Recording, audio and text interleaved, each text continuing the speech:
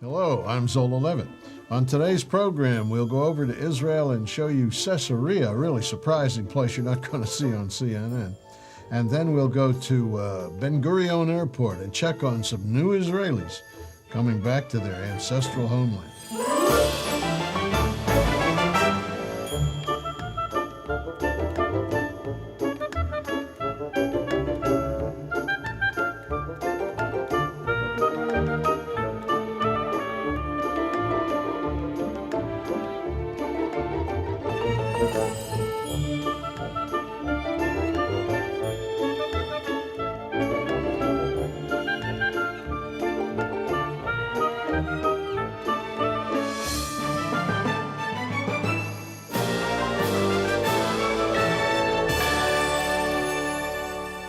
Shalom, hello again, and welcome back to our This is Israel series.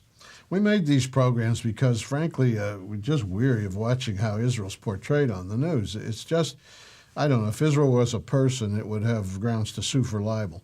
The way CNN and the networks cover the place as if it's some kind of banana republic and always in trouble and having strife and conflict, that's crazy. It's a thriving democracy.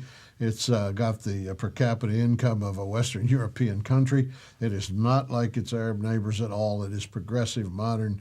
Its technology, its industries, its exports make it a nation among nations, really. And we call it a place to call home because it's going to be the home of the entire church, not just to say the Jews of the world eventually. But we're going to go first to the Mediterranean coast to a wonderful town called Caesarea, and it goes all the way back. We'll explain the history. This is the Mediterranean Sea, of course, and the coastline of Israel. This is Tel Aviv, and north of Tel Aviv is the little town of Caesarea. Here is Haifa, and then the border with Lebanon.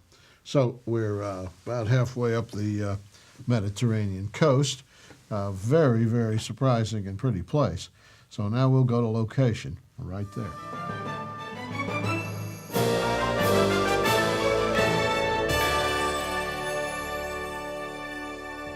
A place to call home. This is certainly one of those places in Israel where it's fun to be at home.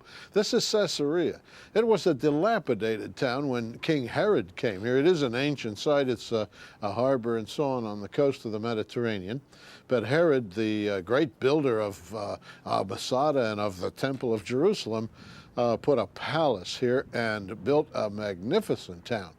You know, when Mark Twain was here in the 19th century, Caesarea was one of the places that really discouraged him. The seawater had been plowed in here. The Turks had taken the trees out. It was a desert and a swamp and not a nice place. But under Herod, so many people moved in here that the city became larger than Jerusalem. It had a population of 100,000. There was an old saying that when Jerusalem prospers, Caesarea is down, and when Caesarea prospers, Jerusalem is down. We're in the Jerusalem period now, and Caesarea is prospering just fine. The Via Maris goes through here, the road of the sea, that is the way of the sea that comes from south of Tel Aviv, runs up the coast to Haifa and to the north. And this was a major trade route in ancient times. The Egyptians would use it to trade it with Mesopotamia. It would go up as far as Haifa, turn inland through the Valley of Armageddon, past the city of Megiddo. All of this is still there as ancient ruins. And the road would go then through to what is now Syria, Jordan area, and all the way over to northern Iraq, I guess, the Tigris, Euphrates, and so on. We're on a golf course. There's a wonderful country club here. There's a absolutely wonderful professional 18-hole golf course, and although you have to know how to hit out of sand, it's a beautiful course to look at. There's water, there's beautiful fairways, and the town boasts of a Roman theater also with 3,600 seats. They use all the time for concerts.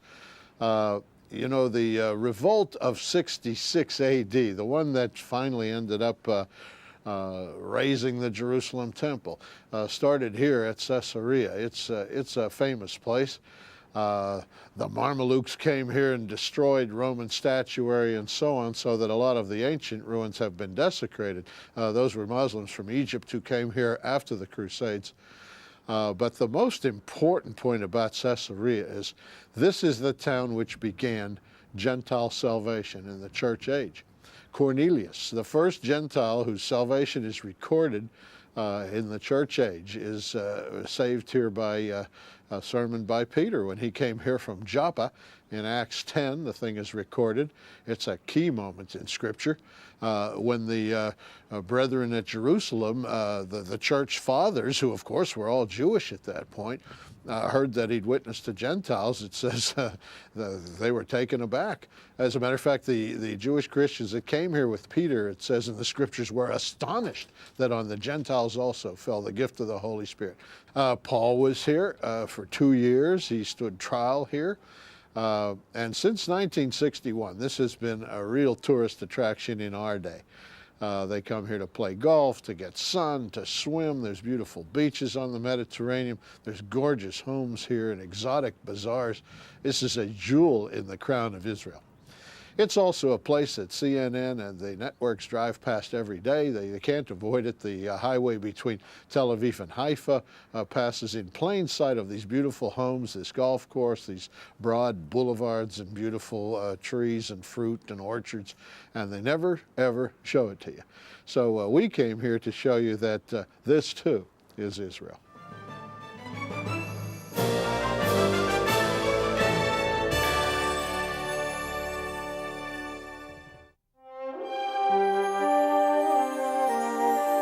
Thus saith the Lord God, I shall gather you from the peoples, and assemble you out of the countries where you've been scattered, and I will give you the land of Israel. The wilderness and the dry land shall be glad. The desert shall rejoice and blossom as the rose. You shall know that I am the Lord when I bring you into the land of Israel. Well, we've moved from the golf course here at Caesarea to this area of very beautiful homes. The Jews have always looked for a place to call home, and for a long time they didn't have one. You know, God said in Joshua 24:13, and I have given you a land for which ye did not labor, and cities which ye built not, and ye dwell in them. Vineyards and olive yards which ye planted not, do you eat. God has taken care of his people. They were dispersed. They went from place to place, country to country, the world over, the fact is. And as Benjamin Disraeli said, it is impossible to destroy the Jews. So they survived and they went on and went on. And we know from other verses that God gave them a land here in Israel which belonged to other people. He well knew that. He said, I give you their land. They welcomed friends here. They made a society here. They have been influential here in the world. Israeli people have gone out and really helped in this world, you know. In Yugoslavia, they went out and helped out in the settlement of the refugees at Kosovo. They went to the earthquake at Turkey. They went to the earthquake at Greece. They have reached out in all directions. Their enemies haven't done that, but the Israelis really have. Back in the 19th century, they helped the Bosnians who built mosques in Israel, and they had good relations with them. Israel really works to embrace its neighbors, and that is part of the Old Testament. Israel works even to embrace the Arabs. That is a fact. And Leviticus 19:33, and if a stranger sojourn with thee in your land, ye shall not vex him. But the stranger that dwelleth with you shall be unto you as one born among you. And thou shalt love him as thyself, for ye were strangers in the land of Egypt. I am the Lord your God. It reminds them to be good to strangers because they have been strangers. They sure have. They were 400 years in slavery in Egypt. They have not always been treated kindly in this land. In 1930, the British issued the Passfield White Paper. They said there was no more land to be had, no more Jews should come because the whole place is overpopulated. That was a ridiculous lie. There are 6 times or 10 times as many people now, and it's still not overpopulated at all. And they simply were anti-Semitic. The Exodus ship, which came into the harbor after the Holocaust in 47, 48, and the Jews were trying to come to the land. The British kept the ship out in the harbor. People starved to death before they would let them walk into the promised land. It was such a terribly sad thing. And in the land, the Israelis reacted by, Menachem Begin and others like him, formed vigilante groups. They bothered the British too. At one point, they blew up a section of the King David Hotel, which was the British headquarters in Jerusalem. They didn't do it like terrorists. They issued a warning first. They phoned the British officers and told them the place has been staked out with bombs. You need to get up and go. Well, the British talked it over and decided the Israelis weren't capable of doing that. And as a result, lost quite a few people when the building blew up. The Israelis were quite capable of doing that. The city of Hadera, just south of here, was settled in 1891 by 178 Russian families. 540 people died of malaria in the first 20 years. That's very sad. It was a place where there was swampland. And at first, although they drained the swamps, the mosquitoes that carried malaria were indigenous to the area. It's an area that is hard to settle and hard to farm, and but they made it produce. It's really quite nice now. No bed of roses, but they have done a lot with it. John 16:33 tells us this. These things have I spoken unto you, that ye might have peace. In the world ye shall have tribulation, but be of good cheer, I have overcome the world. Like the Messiah himself, they have tribulation, but in the end they survive, they even triumph, they have plenty. Israel today is a real power to be reckoned with in the Middle East, and it is a perfect success in terms of building a comfortable, modern land, a real home to live in. Look at the homes behind me. Here again, CNN drives past this place all the time. So do the networks. They've never shown you this. It's as if it doesn't exist. And yet this is much more average for Israel than the dusty streets and small villages where they typically film the bad news that they specialize in. The news on television in particular has deteriorated to theater. It's some kind of negative entertainment. So know that Israel has done this, built this, and that Israeli people and Arab people alike prosper. In America we have homeless, we have hungry. There's no such thing in Israel. Despite the oncoming immigration every year, despite the tensions over politics and so on, despite the wild exaggerations of CNN and the other media, every year the people are all fed, everyone has work. There are no such problems. So they have really found here a home to live in.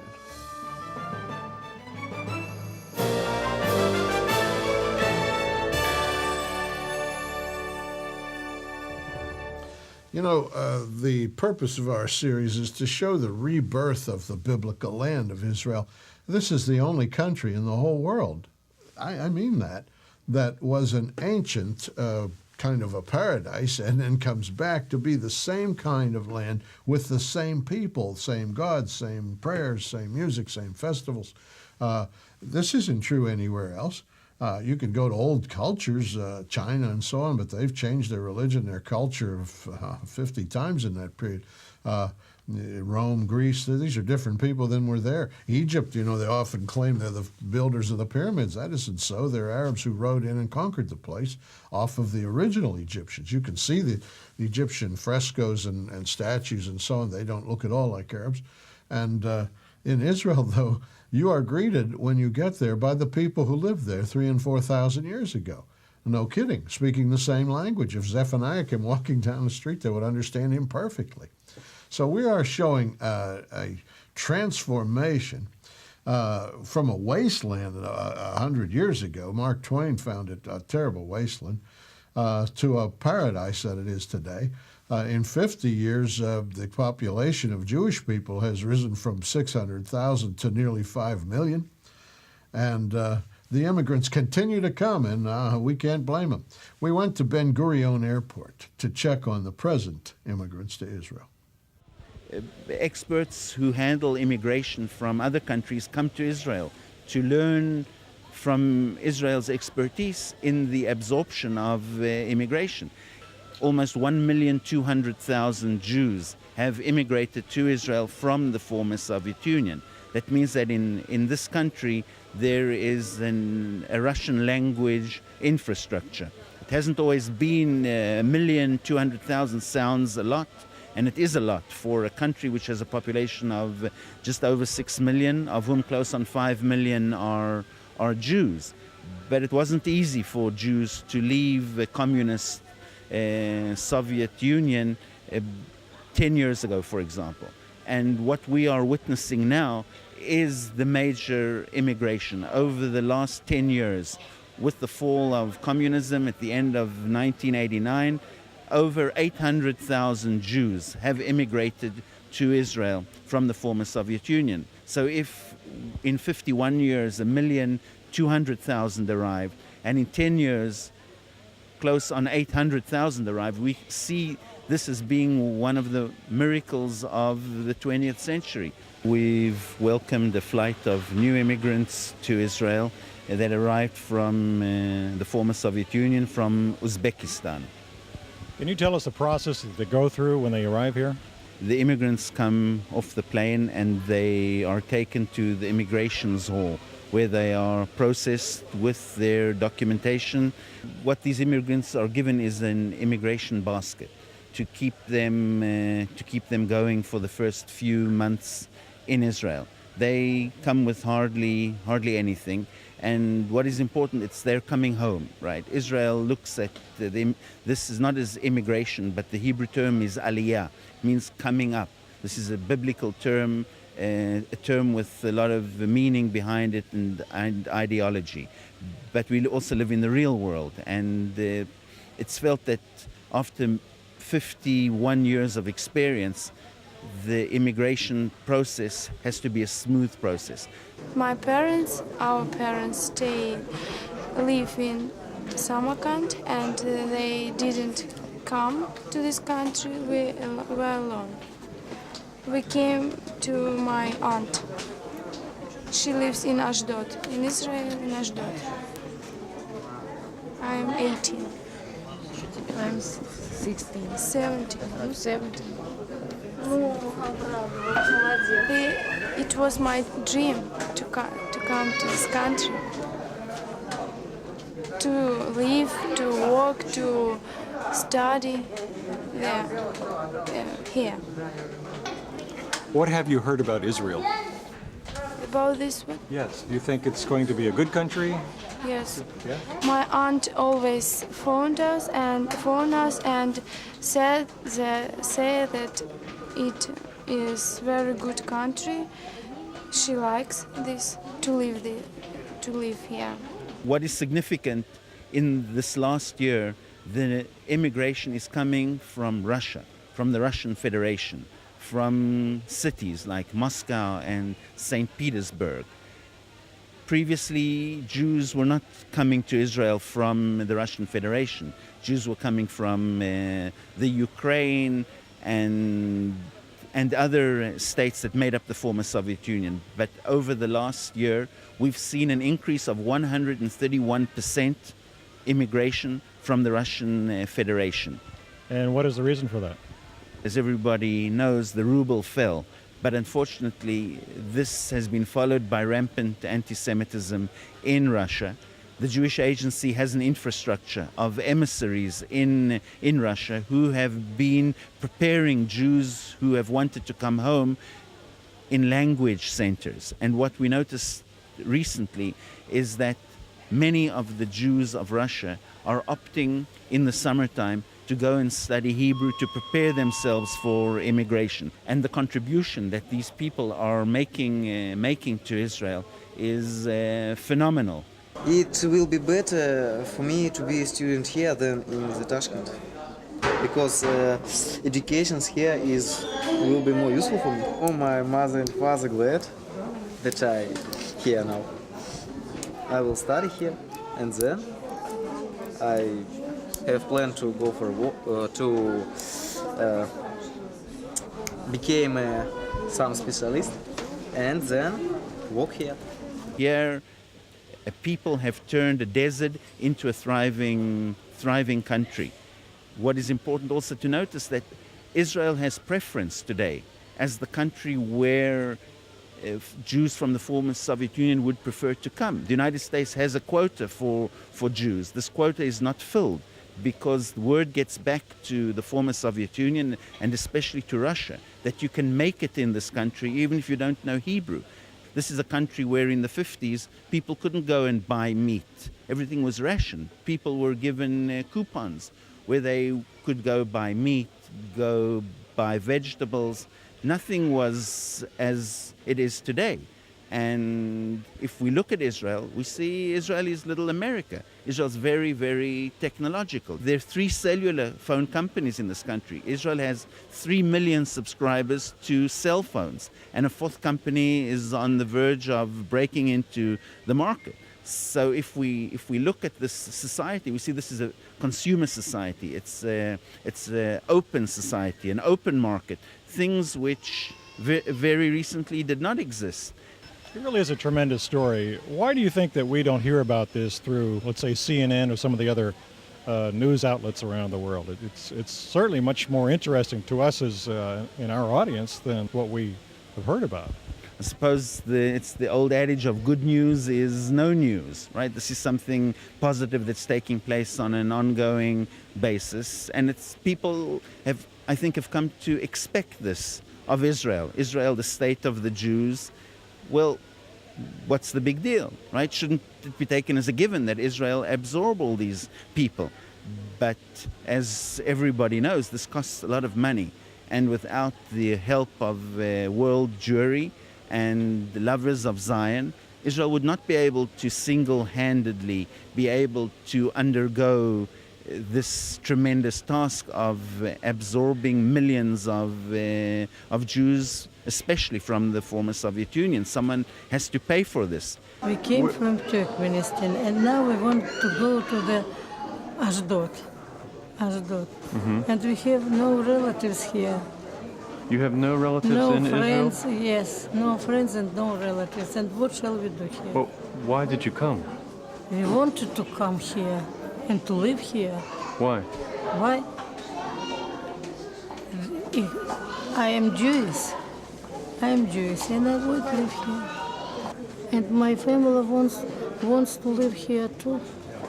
And soon our relatives will come here, soon, after us. Israel is not going to stop the immigration. This immigration is not a burden on the country. It costs money, it's expensive, but it's an asset, and the investment pays off. So will your aunt be here when we go Yes. outside? Yes, she's. I think that she's waiting for us with my brother. I feel myself very good. I am happy, very happy.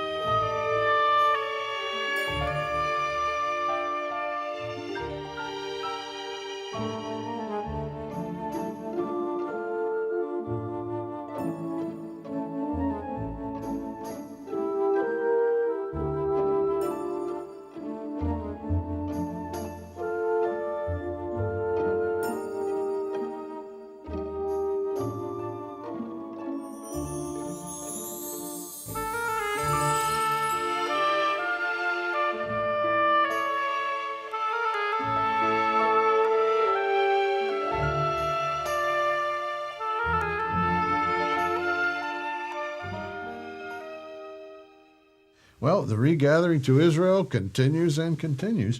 And, you know, this is a theological point. This regathering will be completed for the Jewish people in the what we call the tribulation period upcoming in prophecy. They will all go back and stand back to back in Israel, I think because of anti-Semitism in this country and elsewhere. And I mention this country because it's especially comfortable for Jewish people. But after the rapture of the church, it won't be comfortable. I think then the anti-Semites will start to really come down on them, and they will prefer to go to Israel. That will drive them home. Isaiah 27, 12, 13 talks about a trumpet blowing and calling the Jews back to the land. I think that's the rapture trumpet, so to speak. Very efficient use of that trumpet, because the believers in the Jewish Messiah to heaven and the unsaved Jews back to Israel. And then the Christians will regather in Israel in the kingdom to come. That is where it's going to be. This is why I'm always harping on the idea Israel is the most important issue to the Christian church. My goodness, if you're going on a tour there for 2 weeks or 10 days, you read the brochure carefully, you study it up, you're going there for 1,000 years. If we're reading the scriptures right, if there is 1,000-year kingdom, good grief, and it's mentioned 500 times, I suppose. We know that we're going there. We need to know these things. I don't care what the seminaries are teaching. I don't care if they've dropped Israel from their curriculum. I don't care if they talk about prophecy in the vaguest terms. I don't care if they don't talk about the rapture. Forget about it. They're just falling behind, or they're going liberal, or they're in business to get more students, more donations, etc. But let me tell you something. Israel is where it is happening today. Like this regathering that we're seeing, it's prophesied, my gosh, in Deuteronomy 30, the first 5 verses prophesy the regathering to the land. That prophecy has a range of 35 centuries, 3,500 years. Imagine that. And the Jews are coming from everywhere in the world. 1.2 million Russians have come to Israel out of 5 million Jewish people. More than 20% in Israel are Russians, and now you see Russian billboards and so forth.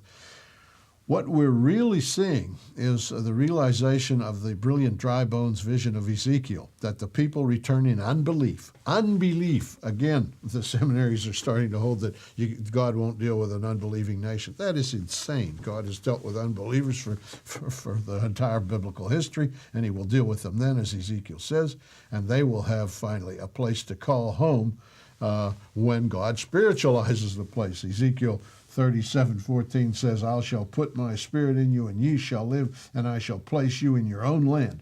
Then shall you know that I, the Lord, hath spoken it and performed it, saith the Lord. Read Ezekiel 37, seminaries, read it, okay, and teach it again. Let's get back to the subject. Get our offer, 12 programs, all of the This is Israel series.